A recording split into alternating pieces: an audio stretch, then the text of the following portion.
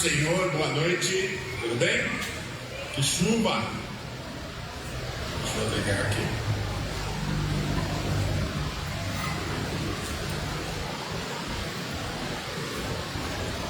Glória a Deus.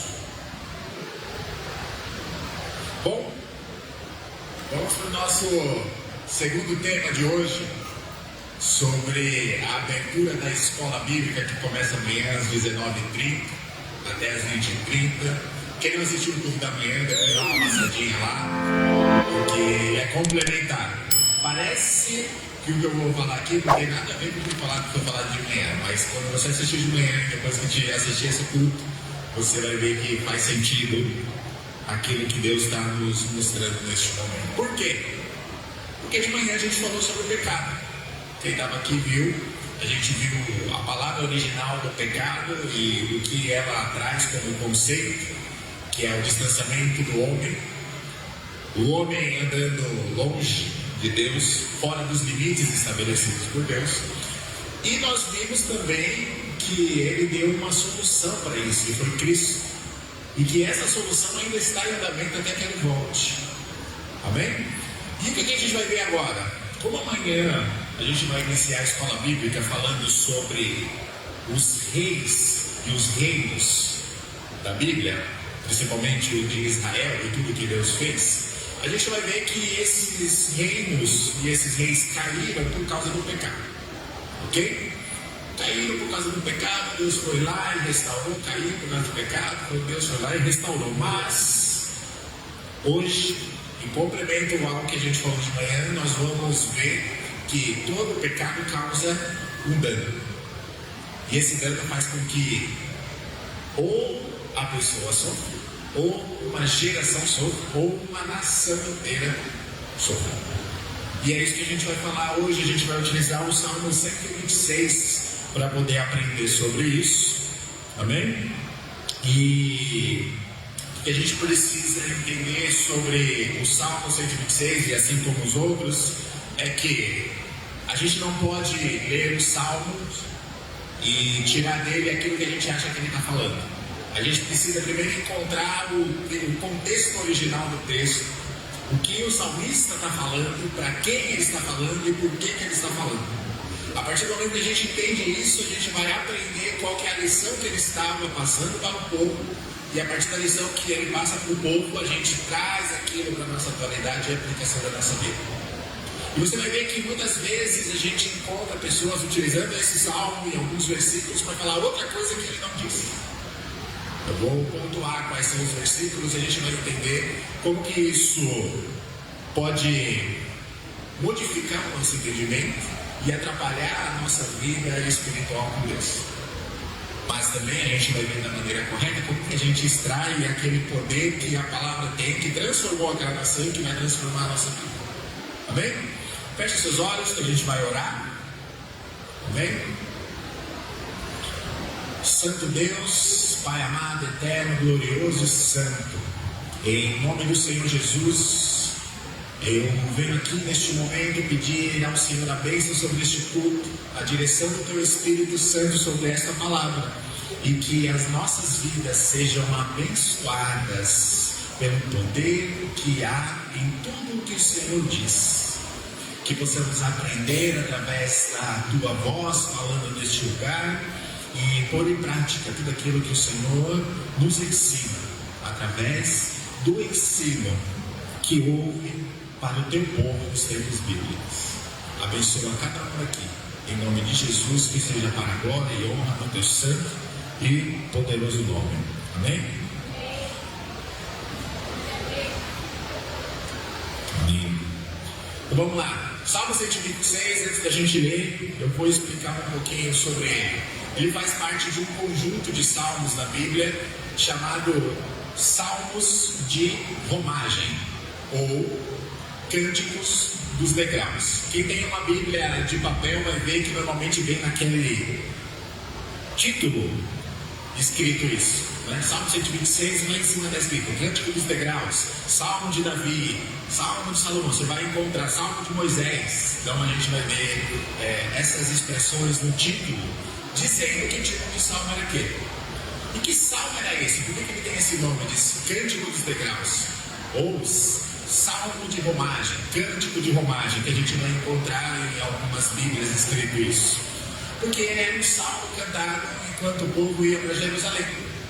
Então o povo, como a gente está lendo Levítico, vocês vão encontrar isso na leitura bíblica de Levítico, eles tinham festas para poder comemorar. E tinham 4 festas principais. 2 delas as mais conhecidas, a Páscoa e o Pentecostes. O que acontecia? Todo ano eles precisavam ir até Jerusalém, onde havia o templo, e lá no templo eles faziam sacrifício, cantavam louvores a Deus e compartilhavam aquela festa. Bem? Só que o templo foi destruído. Ok? E esse salmo, ele está sendo cantado depois que o templo foi reconstruído. A gente já vai ver que o momento que ele foi destruído na história, mas ele foi feito para cantar depois da reconstrução do templo. Então, quando o povo ia até o templo, no caminho eles iam cantando esses salmos de romagem, esses cânticos dos degraus. Por que ele tem esses nomes?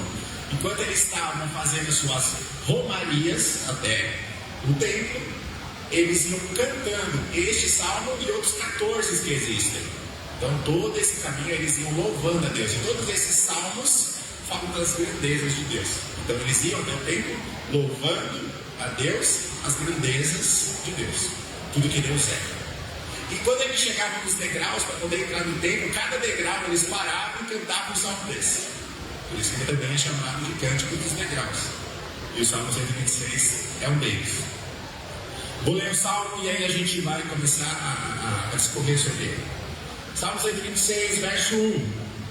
Quando o Senhor trouxe do cativeiro os que voltaram a Sião, estávamos como os que sonham. Então a nossa boca se encheu de riso e a nossa língua de cânticos. Então se dizia entre as nações: grandes coisas fez o Senhor a estes.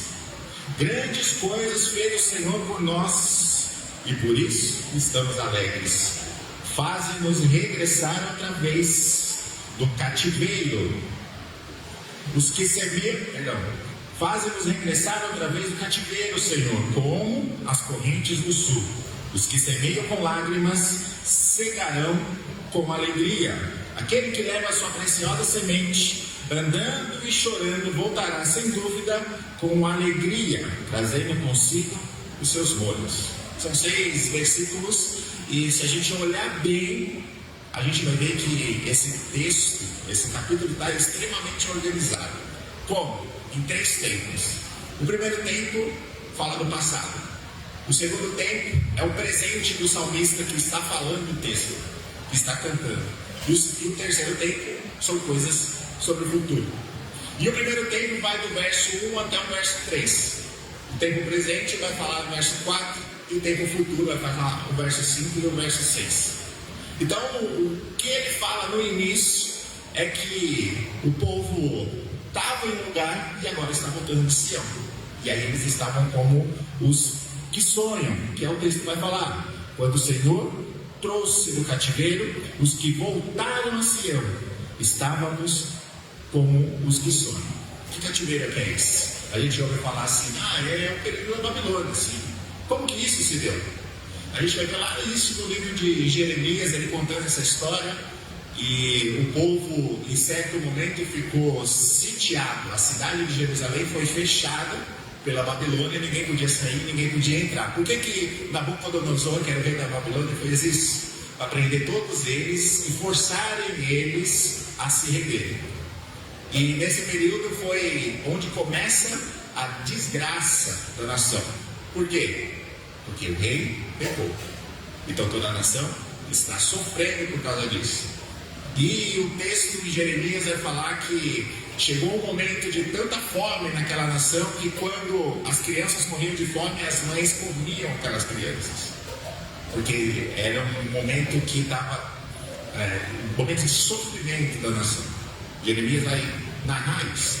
Até o momento que Nabucodonosor invade a cidade, destrói o templo, saqueia o templo e leva todo mundo cativo.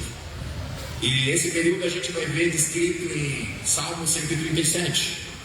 Vamos ler o sentimento desse povo quando foi levado pelo rei Nabucodonosor.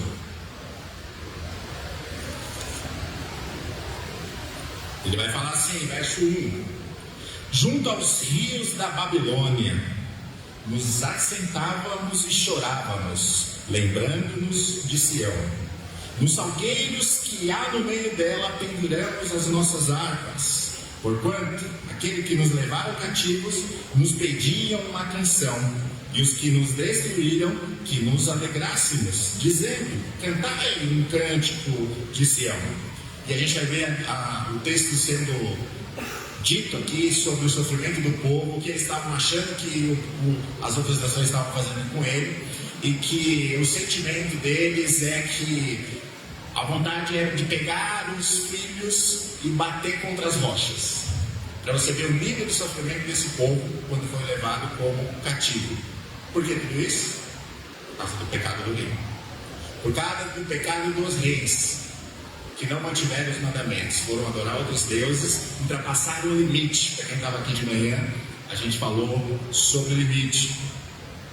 Então esse povo chorava, era escorraçado, porque a gente vai ver o texto falando assim: os algozes, os inimigos, mandavam ele cantar um cântico, mas eles não mandavam aleatoriamente, eles faziam isso de pirraça. Cante agora que vocês estão presos, cante um pouquinho aí para a gente ver vocês se alegrando. Quero ver vocês se alegrarem. Esse é o sentimento que o Salmo 137 está passando. O povo está sendo pirraçado pelos inimigos, e eles estão falando assim: penduramos as nossas harpas, porque a gente não vai cantar nada. Estão pirraçando com a gente, porque a gente está sofrendo aqui. Porque em terra estranha a gente não adora a Deus. E o povo inimigo continua pirraçando eles, falando: faz um cântico aí, mostra a alegria de vocês. Eles estavam longe de Sião. Sião, que ele fala aqui, é Jerusalém. Sião é um monte onde Jerusalém estava. Então você vai ver Sião sendo falada na Bíblia, fala exatamente do monte onde Jerusalém estava. Então a gente está vendo um povo que está cativo, e o salmista começa no verso 1: quando o Senhor trouxe do cativeiro. Ou seja, a gente sofreu muito, mas quando Ele nos trouxe de lá, estávamos como quem sonha. Qual que é essa expressão? É a expressão de que antes eu tinha vontade de bater meus filhos na rocha de tanto sofrimento que eu levava, mas agora eu estou como quem sonha. Me belisca para ver se é verdade, porque agora a gente está voltando para a nossa terra. Então ele está falando do passado, ele está adorando a Deus por tudo que ele fez. Porque esse salmo, se a gente parar para pensar, ele não está falando para o povo, ele está cantando para quem? Para Deus. Afinal, eles estão indo para o templo adorar. Então a gente aprende o seguinte: quando a gente vai vir para um culto, o culto já começa lá onde a gente está se trocando. Lá em casa até tem uma Alexa no banheiro. A gente entra, já pede para a Alexa tocar um louvor, vai tomar um banho cantando um louvor. Então o que a gente vê o salmista falando assim: quando a gente vai para o culto, a gente já vai cantando, lembrando do quê? De tudo que Deus fez, engrandecendo quem? A Deus por tudo que Ele é. Por quê? Porque Ele é poderoso para tirar a gente daquele cativeiro que um dia fez a gente sofrer tanto. Agora eu estou como quem sonha. E essa ideia de estar como quem sonha, se a gente parar para pensar, a gente sonha como? Dormindo, descansando. Então é como se o salmista estivesse usando uma metáfora. Enquanto eu durmo, enquanto eu descanso, Deus está fazendo o milagre. Enquanto eu estava naquele momento de sofrimento, Deus fez tudo. Por quê? Todo o poder é dele. Porque Ele pode. Porque Ele é poderoso. Então o salmista está indo cantar no templo o poder de Deus. Enquanto ele vai para o templo, ele continua louvando a Deus por tudo que Ele fez, porque Ele é poderoso. Porque a gente estava preso, mas agora a gente passou. Antes era sofrimento, mas agora a gente está como quem sonha. Por quê? Porque eu não precisei fazer nada. Porque Deus é poderoso para fazer. Então a gente vê que essa ideia de estar como quem sonha é alguém que está descansando em Deus porque confia em tudo que Ele pode fazer. Então ele está indo cantar. Para quê? Para louvar a Deus, para poder engrandecer a Deus. Porque esse salmo fala do que Deus fez, do que Deus está fazendo e do que Deus ainda vai fazer. Não está falando do povo, não está falando da prosperidade do povo. A gente vai ver isso, né? A gente vai ver pregadores da teologia, da prosperidade, usando muito esse texto para falar que Deus, quando você semear, você vai colher mais dinheiro. Não. O que o salmista está falando aqui é que Deus fez, e é por isso que eu louvo. Deus fez porque Ele é poderoso. Deus fez porque eu não tenho capacidade nenhuma, todo o poder é dele, e Ele está sob o controle de tudo. E a gente vai ver textos que falam sobre isso. Olha que Hebreus, capítulo 4, verso 13 vai falar: nada em toda a criação está oculto aos olhos de Deus. Por quê? Ele sabe de todas as coisas. Jeremias 23, 24: esconder-se-ia alguém nos esconderijos, de modo que eu não veja, diz o Senhor. Porventura, não encho eu os céus e a terra? A presença de Deus está em todos os lugares. Então Deus sabe de todas as coisas e está no controle de todas as coisas. Olha o Salmo 103, verso 19: o Senhor tem estabelecido o seu trono nos céus, e o seu reino domina sobre tudo.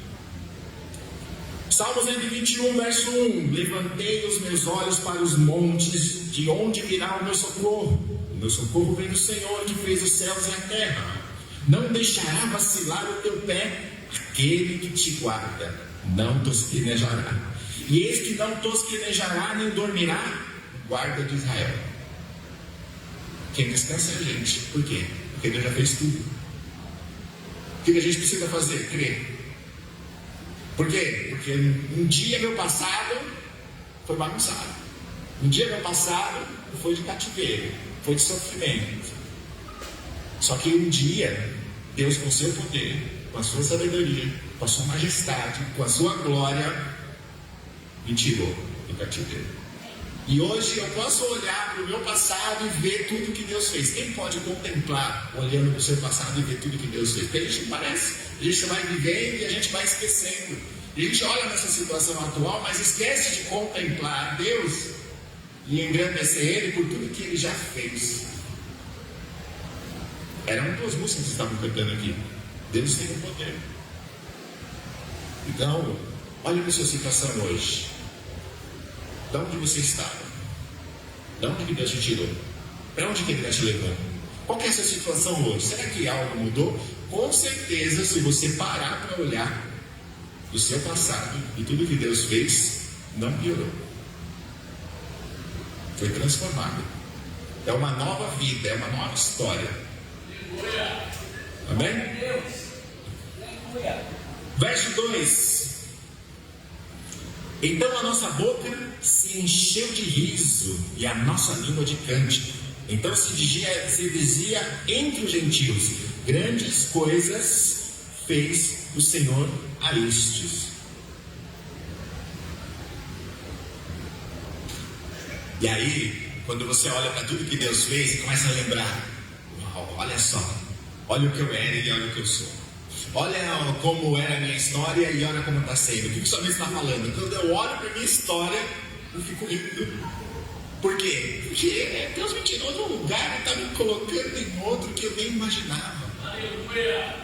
Uma situação que foi transformada pelo poder de Deus. E por isso minha boca se encheu de riso. Sabe aquilo, rindo sozinho? Você está andando na rua, começa lembrando o que Deus fez e você começa a rir. Às vezes eu vejo minha esposa lá rindo sozinha também. Eu falo: você está rindo do quê? Ela está olhando lá uns rios do Instagram também, ela rindo. Mas é essa a mesma sensação. Lembrar do que Deus fez na minha vida e falar: uau!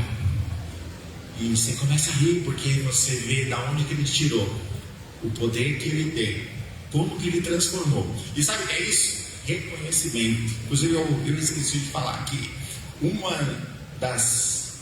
dos títulos que dão para esses salmos de romagem é salmos de reconhecimento, porque todos eles reconhecem a grandeza de Deus.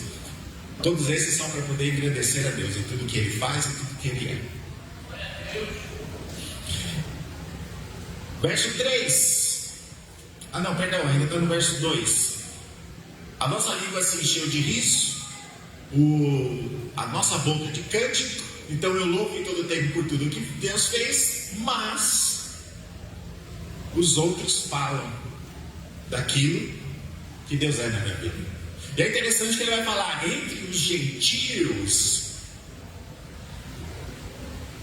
É comentado as grandezas de Deus. Por quê? Porque todo mundo vê o que a gente era, para onde Deus nos colocou, o que a gente fazia e o que a gente faz, da onde Deus nos tirou, para onde Deus está nos levando.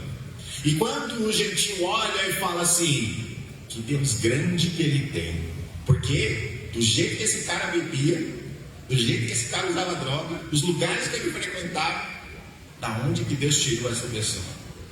O Deus dele é grande. Para muito poderia parecer impossível, mas para Deus não. E aqui é aquela conversa assim, ó, você está lá no trabalho, todo mundo te conheceu antes de Cristo, e aí você está trabalhando e está todo mundo trabalhando, e você fazendo a sua parte lá, e aí os outros funcionários estão falando assim, entre eles o texto vai falar, para um pouquinho aí, você lembra o que ele fazia? Por que ele não faz mais? Aí eles voltam a trabalhar. Aí eles param de trabalhar e voltam. É verdade, né? Como que Deus mudou a vida dessa pessoa? O que o salmista está falando é que as outras nações estão olhando para tudo que Deus fez através deles, da onde que eles foram tirados, e eles estão glorificando a Deus por causa da vida deles que foi transformada. É testemunho de alguém que foi restaurado. Verso 3. Grandes coisas fez o Senhor por nós, pelas quais estamos alegres. Então, o salmista ainda aqui continua falando das coisas que Deus ainda fez no passado. Ele ainda não chegou no presente para falar sobre as coisas presentes. Então ele ainda está falando, Deus faz coisas grandes, Deus fez coisas grandes, Deus vai continuar fazendo coisas grandes, e por isso nós estamos alegres. E o que isso quer dizer? Que apesar do sofrimento que a gente já vai ver ele falar aqui, ele ainda continua louvando a Deus, tudo que Deus fez e o que Deus está fazendo. E sabe onde a gente vai ver isso? Filipenses capítulo 4, o apóstolo Paulo, olha o que ele fala: alegre-se sempre no Senhor. Novamente direi, alegre-se. Seja a amabilidade de vocês conhecida por todos. Perto está o Senhor. Não andem ansiosos por coisas alguma, mas em tudo, pela oração e súplicas e com ação de graças, apresente seus pedidos a Deus. E a paz de Deus, que excede todo o entendimento, guardará os seus corações e as suas mentes em Cristo Jesus. Finalmente, irmãos, tudo que for verdadeiro, tudo que for nobre, tudo que for correto, tudo que for puro, tudo que for amável, tudo que for de boa fama, se houver algo excelente, digno de louvor, pense nessas coisas. Tudo que vocês aprenderam, receberam, ouviram e viram em mim, ponham-no em prática, e o Deus de paz estará com vocês. Alegro-me grandemente no Senhor, porque finalmente vocês renovaram o seu interesse por mim. De fato, vocês já se interessaram, mas não tinham oportunidade de demonstrar. Não estou dizendo isso porque esteja necessidade, mas aprendi a adaptar-me a toda e qualquer circunstância. Sei o que é passar necessidade e sei o que é ter fatura. Aprendi o segredo de viver contente em toda e qualquer situação, seja bem alimentado, seja com fome, tendo muito ou passando necessidade. Tudo posso naquele que me fortalece. O que o apóstolo Paulo está mostrando aqui? Para quem não conhece essa carta de alegria do apóstolo Paulo, falando todas as coisas que ele passou, ele continuando, demonstrando e passando alegria para as outras pessoas, como o salmista estava fazendo aqui. Grandes coisas o Senhor fez por nós. Eu precisei passar necessidade, sei também viver em abundância, já passei sofrimento, já passei por tudo, mas Deus nos fortalece. E ele fala para os filipenses, alegrai-vos. E por que ele fala isso? E da onde ele está falando isso? De uma prisão. É como o salmista está falando aqui, apesar da minha prisão, Grandes coisas o Senhor fez. É um reconhecimento que, apesar das circunstâncias, Deus continua fazendo. Ele já fez uma vez e continua fazendo. Então o salmista está engrandecendo a Deus. E esse versículo, capítulo do apóstolo Paulo em Filipenses, é como se fosse um paralelo aqui. Do mesmo jeito que eles estiveram presos e grandes coisas fez o Senhor, e por isso estamos alegres, o apóstolo Paulo, grandes coisas o Senhor fez. Eu estou preso, mas por isso eu continuo alegre. E eu vou falar para vocês que estão soltos, continue alegre. Como que pode uma pessoa estar preso, estar alegre, falando para as pessoas que estão soltas, motivando essas pessoas a continuarem alegres? Como que pode uma pessoa fazer isso? É só quem reconhece a grandeza de Deus. É só quem confia na grandeza de Deus para falar isso. Porque ele tem certeza que, apesar das necessidades e da fatura, independente da situação, Deus ainda continua sendo Deus. E Deus continua no controle. E Deus já fez e ele ainda vai continuar fazendo. É isso que o salmista está passando aqui. Verso 4. Traze-nos, Senhor, outra vez do cativeiro, como as correntes das águas do sul. Aqui é o presente. É o salmista do presente falando sobre o futuro. Mas ele ainda não está orando pelo futuro. Ele está falando naquele presente que ele precisa de uma solução. E ele fala assim: traze-nos outra vez. Peraí, o povo já tinha saído? Como assim, traz outra vez? Se a gente for ler Esdras e Neemias, a gente vai ver ali que o povo, ele foi em partes para Jerusalém. Eles estavam cativos, saiu uma parte. Por quê? Porque tinha gente que tinha gostado da Babilônia. Porque acabaram fazendo negócio, prosperando, e a Babilônia é um sinal mundano. Babilônia é o reino dos homens, para quem não conhece. Ela vem lá de Babel, lembra? O homem construindo uma torre para chegar ao céu, o homem dando o seu próprio jeito, a sua religião, achando que pode levar ao céu. Aí Deus acaba com aquilo. Babilônia é o reino dos homens. E ficaram algumas pessoas no reino dos homens.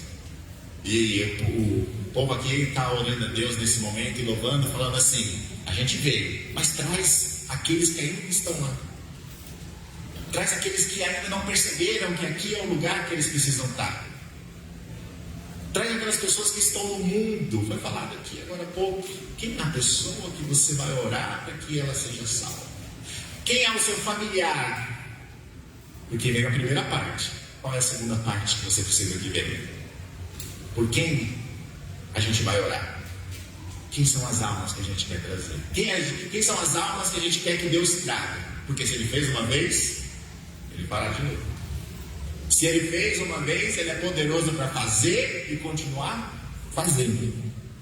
Traze-nos, Senhor, outra vez de volta do cativeiro. Porque às vezes você se converteu, mas tem gente da família que ainda não.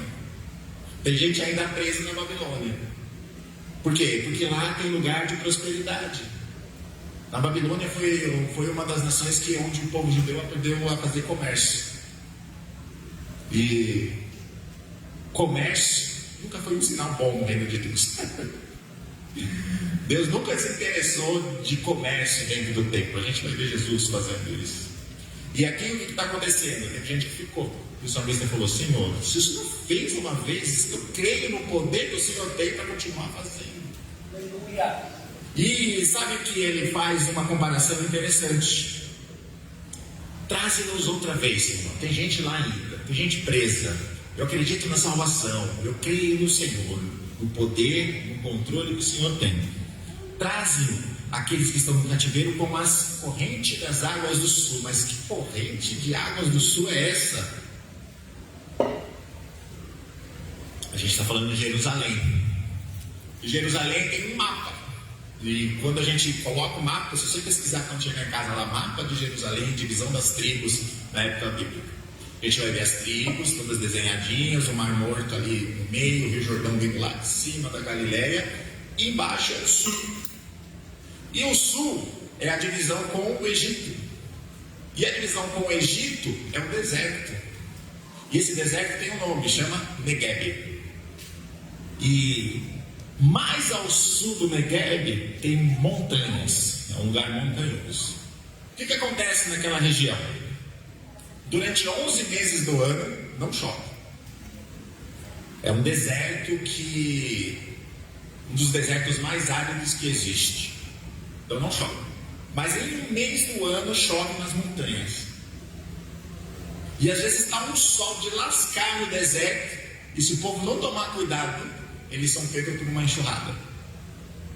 Por isso que ele fala assim: faz, Senhor, como o Senhor fez, assim como o Senhor faz com as correntes do sul, com as correntes do Negueb. É interessante a gente parar para pensar, porque se ele está falando isso, uma vez por ano acontece um rio no meio do deserto, por causa dessa chuva. Então ele está pedindo assim como o Senhor faz chover aonde parece impossível, faz, Senhor, também com aquele povo que está lá. Porque pode parecer impossível, mas não é impossível. Por quê? Porque eu consigo ver no meio desse deserto a marca de um rio. Faz, Senhor, nascer um rio no meio do deserto. Porque o Senhor faz, o Senhor já fez, e o Senhor vai continuar fazendo. E o desejo do salmista aqui é que o Senhor faça como a chuva que cai nas montanhas e de repente vem uma enxurrada no meio do deserto, pega todo mundo de surpresa. E aquela enxurrada passa por aquelas marcas que ficaram das vezes anteriores que foram criado um rio, e a partir dali, passa alguns dias e começa a florescer. Esse é o que o salmista está falando: Senhor, parece impossível, a terra é seca, a gente fala, a gente convida, mas o Senhor fez comigo. Se o Senhor me tirou daquele lugar, por que não vai fazer com ele? Se o Senhor restaurou a minha vida, me tirando daquele lugar de sequidão, como esse deserto, o Senhor derramou uma chuva que floresceu, o Senhor pode fazer com aquele povo que ainda não quer ouvir, com aquele povo que ainda rejeita, com aquele povo que ainda é terra seca. Faz de repente, Senhor, como os rios que nascem no deserto, que tudo floresça. Verso 5: os que semeiam com lágrimas cegarão com alegria. É aqui que muitos pregadores da prosperidade usam esse texto para falar o que o texto não diz. Vocês podem ver que até agora em nenhum momento Deus falou de riqueza, de prosperidade e de dinheiro, certo? Lembra no início que eu falei? A gente não pode ir para o texto para poder interpretar ele a partir daquilo que eu acho que ele está falando. A gente precisa conhecer a aplicação que o autor está dando naquele momento. A partir da aplicação eu trago ele para a minha realidade e eu entendo o que ele está me ensinando. E aqui ele está falando: os que semeiam com lágrimas cegarão com alegria. Sabe que quando a gente entende que a semeadura aqui não é o dinheiro, como a teologia da prosperidade fala, a gente vai ver que a própria Bíblia fala o que é semeadura. Saiu o semeador a semear, e algumas sementes caíram na parte espinhosa, na parte de pedregulhos, né, de terra seca. Veio outro passarinho e comeu a semente, mas tem uma semente que cai em terra fértil. Lembra que ele está pedindo para o rio passar?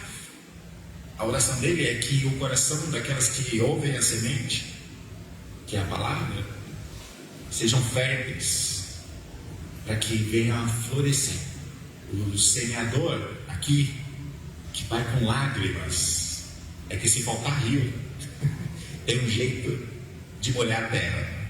E a ideia de lágrimas aqui não é que uma pessoa está sofrendo, mas que a obra de Deus exige um certo esforço, exige um certo comprometimento, existe um trabalho.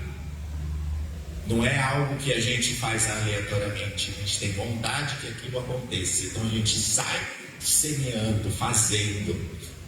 O semear com lágrimas é alguém que se esforça, porque ele quer ver aquilo acontecer. Não está ouvindo? Fala de novo. Não está vindo? Convida outra vez. Essas são as lágrimas, são pessoas que choram por almas. Amém? O salmista está falando assim: aquele povo que está lá ainda, que prefere a Babilônia, porque eles prosperaram de alguma forma, eu vou continuar falando para eles virem. Mesmo que eles me ofendam e isso me faça chorar de alguma forma, eu continuo falando. Porque uma hora a torrente do Negev vem e a terra floresce. E aí, grandes coisas o Senhor fez. E do mesmo jeito que eu fiquei sonhando, louvando a Deus aquilo que Ele fez na minha vida no passado, eu vou ficar sonhando também, vendo aquele que está sendo transformado. E eles vão ficar como? Como os que sonham. Por quê? Porque no final Ele não fez nada, Deus operou o milagre. Porque o poder é dele, Ele está sob o controle de todas as coisas, e o seu trono está acima de tudo e de todos. E é isso que o salmista vai falar. Os que semeiam com lágrimas, é aqueles que estão trabalhando na obra, porque eles sabem que se Deus fez uma vez, se todos estão aqui, se a igreja chegou no ponto que ela chegou, é porque ela saiu de um lugar, ela passou por um processo, está aqui hoje, diferente, né, do ano passado para cá, do ano retrasado, quanta coisa mudou, mas ainda tem coisa para Deus fazer na nossa vida e neste lugar. E a gente vai ver já um rio que sai do trono de Deus, inundando e enchendo todo mundo aqui. Verso 6: aquele que leva sua preciosa semente andando e chorando, voltará sem dúvida com alegria, trazendo consigo os seus molhos. Aqui o salmista está falando de um tempo futuro. É o último verso, a gente já está finalizando, tá? Quer cantar um louvor depois? Sobre a grandeza de Deus. Então, aqui ele está falando sobre quem leva a preciosa semente andando e chorando, ou seja, andando. Ninguém semeia parado. Isso é um chamado. Movimento do corpo. Por quê? Lembra que a gente falou sobre criação rapidamente de manhã? E Deus soprou nas narinas do homem de barro, que não se mexia. O que é isso? Movimento. Lembra que já foi pregado aqui sobre Ezequiel 37, um vale de ossos secos. Depois os ossos, cada um no seu lugar, e aí nasce músculos, nasce nervos, nasce pele, e aí falta uma coisa. Quem lembra? Vida. E a vida vem da onde? Do Espírito. Então a gente está vendo o salmista falando aqui, o Espírito dá um movimento, o Espírito que gera vida. Então o trabalho e a obra que a gente tem que fazer, e que a gente precisa fazer, que a gente precisa buscar de Deus, que a gente precisa realizar, é qual é a direção do Espírito. Eu acho que já foi falado, ontem na reunião foi falado aqui, agora ele falou, se o Tiago voltar aqui em cima ele vai falar de novo, que eu sei. Qual que é a direção? Qual que é a visão da igreja? Como que a igreja está trabalhando? Com o que ela está preocupada? O que a liderança está pensando? Como que eu posso ajudar nisso? Os que levam a preciosa semente andando. É um movimento do corpo. Ninguém pode ficar parado. O corpo é esse movimento. O pé anda, o outro não pode ficar, porque senão o corpo vai ficar parado. O outro tem que dar outro braço, o outro passo.